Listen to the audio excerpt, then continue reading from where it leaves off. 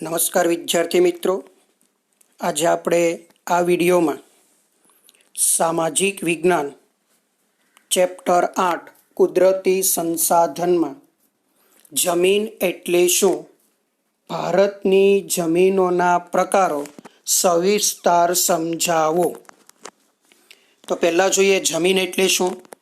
જમીન એટલે ભૂપૃષ્ઠ પરની માતૃખડક અને વનસ્પતિ દ્રવ્યોના મિશ્રણથી બનતા અસંગઠિત પદાર્થોનું પડ કે સપાટી.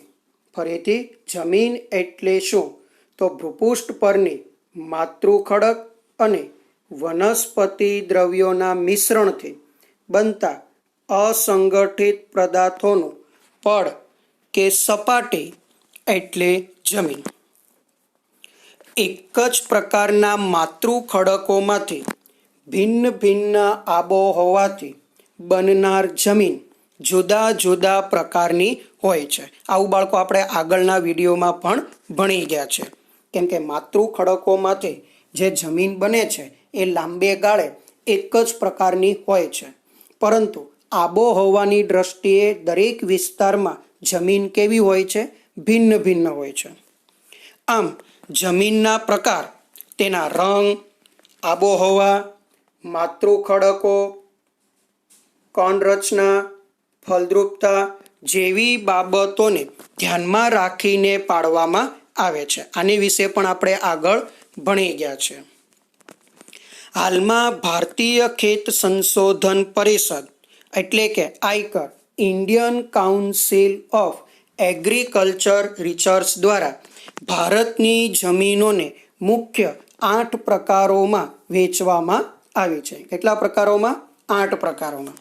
પહેલી કાપની જમીન, બીજું રાતી જમીન, ત્રીજું કાળી જમીન, ચોથું લેટેરાઇટ જમીન, પાંચમું રણ પ્રકારની જમીન, છઠ્ઠું પર્વતીય જમીન, સાતમું જંગલ પ્રકારની જમીન અને આઠમું દલદલીય કે પીઠ પ્રકારની જમીન. તો અહીં આપણે દરેકનો ટૂંકમાં પરિચય મેળવીશું. પહેલું કીધું છે કાપની જમીન. કાપની જમીનોનું નિર્માણ નદીઓ દ્વારા નિક્ષેપિત કાપને આભારે છે. નિક્ષેપિત એટલે કે નદીઓ દ્વારા જે બધો કાપ વહીને આવે અને એક જગ્યાએ જમા થાય અને એ જમીન બને, એને નિક્ષેપિત કહેવાય. તો કાપની જમીનનું નિર્માણ નદીઓ દ્વારા નિક્ષેપિત કાપને આભારે છે. આ જમીનમાં પોટાશ, ફોસ્ફરિક એસિડ અને ચૂનાનું પ્રમાણ વધુ હોય છે. આ પણ આપણે આગળ ભણી ગયા છે. જ્યારે જેની માત્રા ઓછી હોય છે તો નાઇટ્રોજન અને હ્યુમન્સની માત્રા કેવી હોય છે? ઓછા પ્રમાણમાં હોય છે. કઈ જમીનમાં? કાપની જમીનમાં. કાપની જમીન પૂર્વમાં બ્રહ્મપુત્ર ખીણથી શરૂ કરી પશ્ચિમમાં સતલુજ નદી સુધીનું ઉત્તર ભારતનું મેદાન, જ્યારે દક્ષિણ ભારતમાં નર્મદા, તાપી, મહાનદી, ગોદાવરી, કૃષ્ણા અને કાવેરીના ખીણ પ્રદેશમાં તથા મહાનદી, ગોદાવરી, કૃષ્ણા અને કાવેરીના મુખ ત્રિકોણ પ્રદેશમાં કઈ જમીન આવેલી છે? કાપની જમીન આવેલી છે. આ જમીનમાં કઠોળ વર્ગના પાક લેવામાં આવે તો આ જમીનમાં નાઇટ્રોજનની સ્થિરતાનું પ્રમાણ વધારી શકાય. કેમ કે કઠોળના વનસ્પતિના મૂળ પર નાઇટ્રોજનનું પ્રમાણ વધારે હોય, એટલે કઠોળ વર્ગની વનસ્પતિ લેવામાં આવે તો નાઇટ્રોજનનું પ્રમાણ વધારી શકાય છે. આમ આ પ્રકારની જમીનમાં ચોખા, ઘઉં, શેરડી, કપાસ, શણ, મકાઈ અને તેલીબિયાં જેવા પાકો લેવાય છે. કાપની જમીન ભારતના કુલ ક્ષેત્રફળના લગભગ કેટલા ટકા ભાગમાં છે? 43% ભાગમાં આવેલી છે. તો કઈ જમીન હતી? કાપની જમીન. પછી જોઈએ રાતી અથવા લાલ જમીન. રાતી જમીનમાં ફેરિક ઓક્સાઇડની હાજરીને કારણે તેનો રંગ લાલ બને છે. જો શેને કારણે?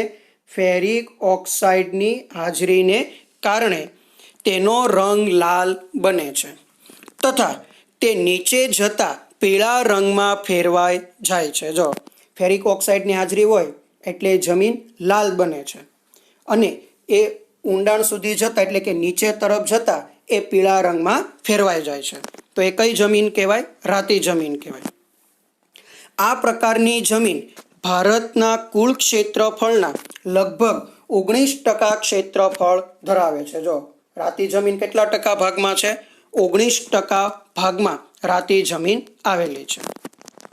તે દક્ષિણના દ્વીપકલ્પમાં તમિલનાડુથી શરૂ કરી ઉત્તરમાં બુંદેલખંડ સુધી અને પૂર્વમાં રાજમહાલક્ષ્મીની ટેકરીઓથી પશ્ચિમમાં કચ્છ સુધી વિસ્તરેલી છે.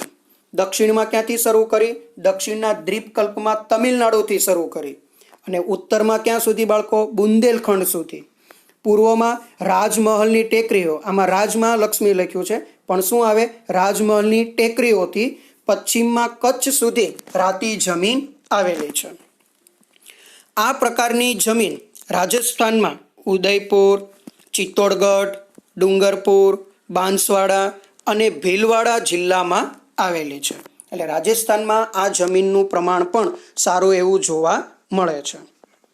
રાતી જમીનમાં બાજરી, જુવાર, કપાસ, ઘઉં, અળસી, મગફળી, બટાટા વગેરે પાક લઈ શકાય છે.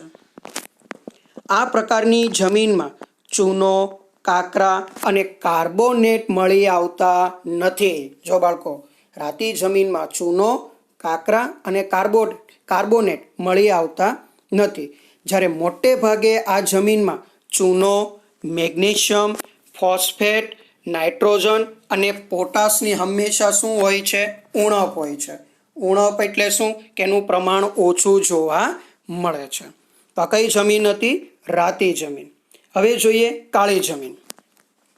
આ જમીનનો ઉદ્ભવ દક્ષિણના લાવાના ઘસારણથી થયેલો છે. શેનાથી? દક્ષિણના લાવાના ઘસારણથી થયેલો છે. આ જમીનોના નિર્માણમાં લાવાયિક ખડકો, કયા ખડકો? લાવાયિક ખડકો અને આબોહવાની ભૂમિકા કેવી છે? મુખ્ય છે. એટલે લાવાયિક ખડકો અને આબોહવાની મહત્વને કારણે આ કાળી જમીનનું નિર્માણ થાય છે. આ પ્રકારની જમીનમાં લોહ, ચૂનો, કેલ્શિયમ, પોટાશ, એલ્યુમિનિયમ અને મેગ્નેશિયમ કાર્બોનેટનું પ્રમાણ વધુ હોય છે. તેથી તે જમીનની ફળદ્રુપતા સારી ગણાય છે. કેમ કે કાળી જમીનમાં આ બધા જે તત્વો છે એ વધુ જોવા મળે એટલે કાળી જમીન કેવી ગણાય? ફળદ્રુપ ગણાય છે. આ પ્રકારની જમીનની ભેજ સંગ્રહ શક્તિ વધુ હોય છે. જો કાળી જમીનની ભેજ સંગ્રહ શક્તિ કેવી હોય છે? ઘણી જ વધુ હોય છે. જ્યારે ભેજ સુકાય ત્યારે તેમાં ફાટ કે તિરાડો પડી જાય. એટલે કે ભેજ સુકાઈ જાય ને એટલે કાળી જમીન કેવી થઈ જાય? આખી સુકાઈ જાય એટલે ફાટી જાય. એમાં મોટી મોટી તિરાડો જોવા મળે છે. આ પ્રકારની જમીનમાં કપાસ, અડદ જેવા કઠોળ વર્ગના પાક, અળસી, સરસવ, મગફળી, તમાકુ વગેરે વિવિધ પાકો લેવામાં આવે છે. કઈ જમીનમાં? કાળી જમીનમાં. આ પ્રકારની જમીન સમગ્ર મહારાષ્ટ્ર, પશ્ચિમ મધ્યપ્રદેશ, શું કહે છે? મહારાષ્ટ્ર અને પશ્ચિમ મધ્યપ્રદેશ, આંધ્રપ્રદેશ, કર્ણાટકનો કેટલોક ભાગ ધરાવે છે. એટલે આ રાજ્યોમાં આ કાળી જમીન છે એ વધુ જોવા મળે છે. આપણા ગુજરાતની વાત કરીએ. આપણા ગુજરાતમાં સુરત, ભરૂચ, નર્મદા, વડોદરા, તાપી અને ડાંગ જિલ્લામાં આ જમીન જોવા મળે છે. કઈ જમીન? કાળી જમીન. કાળી અથવા રેગુર જમીન ભારતના કુલ ક્ષેત્રફળના 15% ભાગમાં જોવા મળે છે. કેટલા ટકા ભાગમાં? 15% ભાગમાં જોવા મળે છે. તો કઈ જમીન હતી?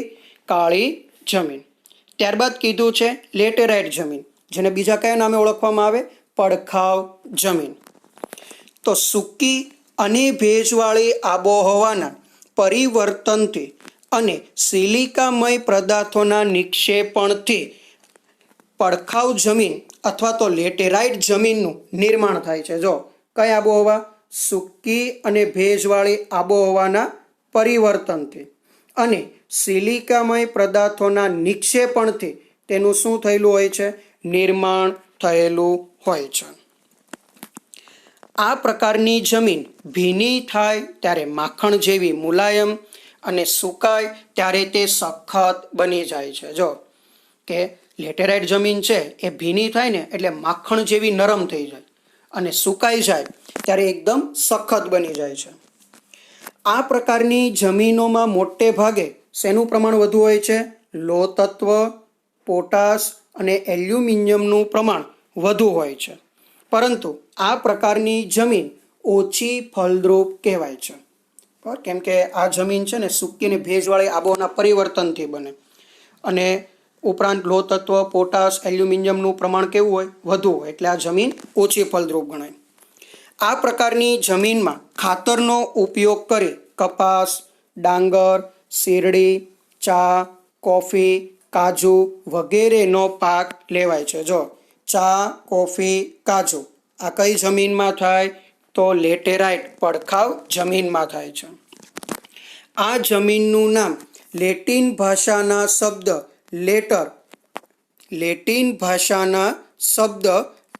લેટર પરથી, લેટર એટલે કે ઈંટ પરથી એનું નામ પડ્યું છે એમ કહેવામાં આવે છે. તેનો રંગ લો ઓક્સાઇડ કોને કારણે? લો ઓક્સાઇડને કારણે લાલ હોય છે. આ બધા વિકલ્પમાં યાદ રાખજો બાળકો. આ પ્રકારની જમીન ભારતીય દ્વીપકલ્પીય ઉચ્ચ પ્રદેશોના ઊંચાણવાળા ભાગોમાં વિકસિત થયેલી જોવા મળે છે. ક્યાં જોવા મળે છે? ભારતીય દ્વીપકલ્પીય ઉચ્ચ પ્રદેશના ઊંચાણવાળા ભાગોમાં આ જમીન જોવા મળે છે. કઈ? લેટેરાઇટ. એનું બીજું નામ પડખાવ જમીન. અને કયો શબ્દ? લેટિન શબ્દ લેટર પરથી. લેટર એટલે ઈંટ. ત્યારબાદ છે રણ પ્રકારની જમીન. આ પ્રકારની જમીનનો વિકાસ સૂકી અને અર્ધ સૂકી આબોહવાકીય પરિસ્થિતિમાં થયેલો છે. કઈ બે? સૂકી અને અર્ધ સૂકી આબોહવાની પરિસ્થિતિમાં આ રણ પ્રકારની જમીનનો નિર્માણ થયેલું હોય છે. તેથી આ જમીન રેતાળ હોય છે. જો રણ પ્રકાર એટલે આ જમીનમાં રેતીનું પ્રમાણ કેવું હોય? વધારે હોય. એટલે જમીન રેતાળ હોય છે અને ઓછી ફળદ્રુપતા ધરાવે છે. એમાં દ્રાવ્ય ક્ષારોનું પ્રમાણ વધુ હોય. શેનું પ્રમાણ બાળકો? દ્રાવ્ય ક્ષારોનું પ્રમાણ કેવું હોય છે? વધુ હોય છે.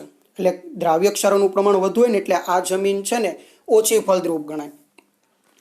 આ પ્રકારની જમીન રાજસ્થાન, હરિયાણા અને દક્ષિણ પંજાબમાં જોવા મળે છે. ગુજરાતમાં આ જમીનનું પ્રમાણ કચ્છ અને સૌરાષ્ટ્રના કેટલાક વિસ્તારોમાં જોવા મળે છે. આપણા ગુજરાતમાં ક્યાં? કચ્છ અને સૌરાષ્ટ્ર, તેમાં આ જમીન જોવા મળે છે. છઠ્ઠો પ્રકાર છે પર્વતીય જમીન. આ પ્રકારની જમીનોનું તળ પાતળું અને અપરિપક્વ હોય છે. જો વિકલ્પમાં યાદ રાખજો. કઈ જમીનોનું પડ પાતળું અને અપરિપક્વ હોય છે? તો પર્વતીય જમીન. આ જમીનો હિમાલયના ઢોળાવો અને ખીણોના ક્ષેત્રમાં 2700થી 3000 મીટરની ઊંચાઈએ આ જમીન જોવા મળે છે. હિમાલયના ઢોળાવો અને તેના ખીણ ક્ષેત્રમાં જેની ઊંચાઈ કેટલી હોય છે? 2700થી 3000 મીટર ઊંચાઈ હોય છે. ત્યાં આ પર્વતીય જમીન જોવા મળે છે.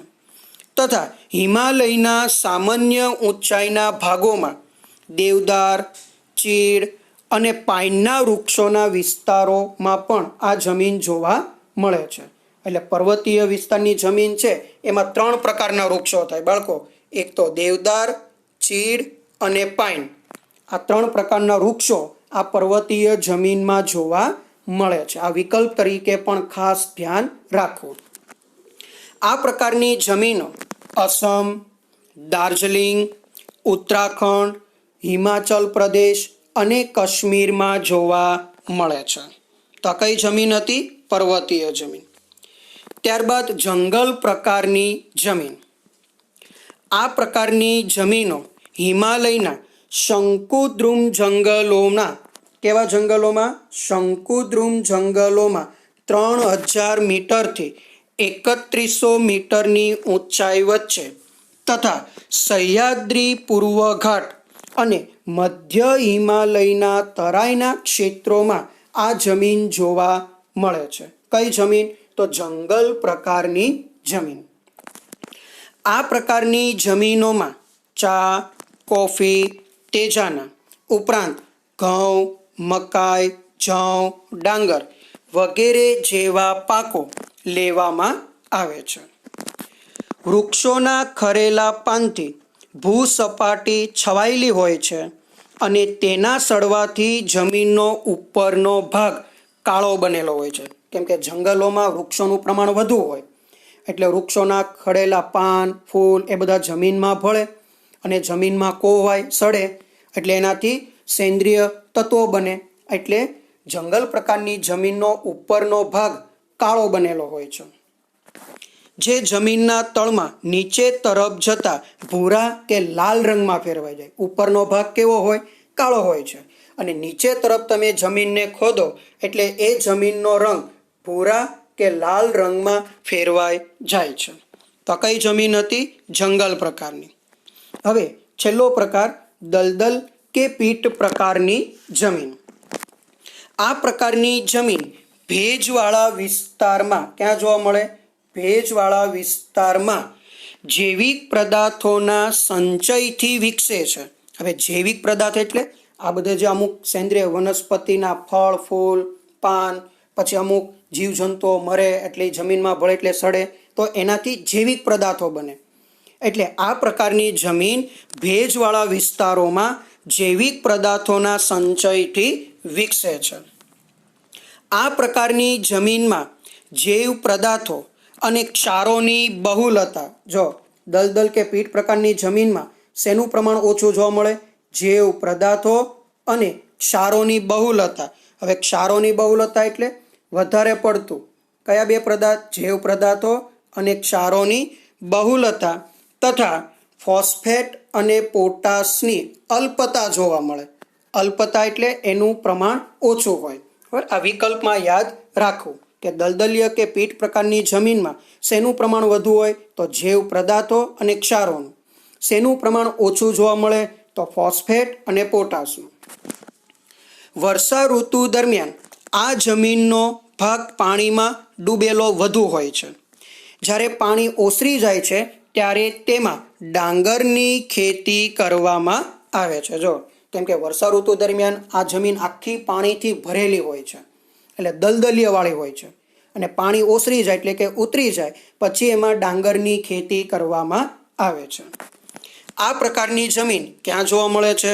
તો ઓડિશા, પશ્ચિમ બંગાળ, તમિલનાડુના કિનારાના ભાગો, ઉત્તર બિહારનો મધ્ય ભાગ અને ઉત્તરાખંડના આલ્મોડા જિલ્લામાં આ દલદલ કે પીટ પ્રકારની જમીન જોવા મળે છે. આ જમીનનું ક્ષેત્ર અત્યંત મર્યાદિત વ્યાપ ધરાવે એટલે કે ખૂબ જ ઓછું અને અત્યારે ભારતમાં આ જમીન સુંદરવન જે ક્ષેત્ર છે પશ્ચિમ બંગાળમાં સુંદરવન જૈવાર્ચિક ક્ષેત્ર ત્યાં આ જમીન જોવા મળે છે વધારે. બાકી જો આમાં બીજું પણ કીધું જ છે ઓડિશા, પશ્ચિમ બંગાળ, તમિલનાડુના કિનારાના ભાગો, ઉત્તર બિહારનો મધ્ય ભાગ, ઉત્તરાખંડના આલ્મોડા જિલ્લો ત્યાં આ બધી જમીન આવેલી છે. કઈ જમીન? દલદલીય કે પીટ પ્રકારની જમીન. તો આ શું હતું? જમીન એટલે શું તેના પ્રકારોની સવિસ્તાર માહિતી. ધન્યવાદ બાળકો.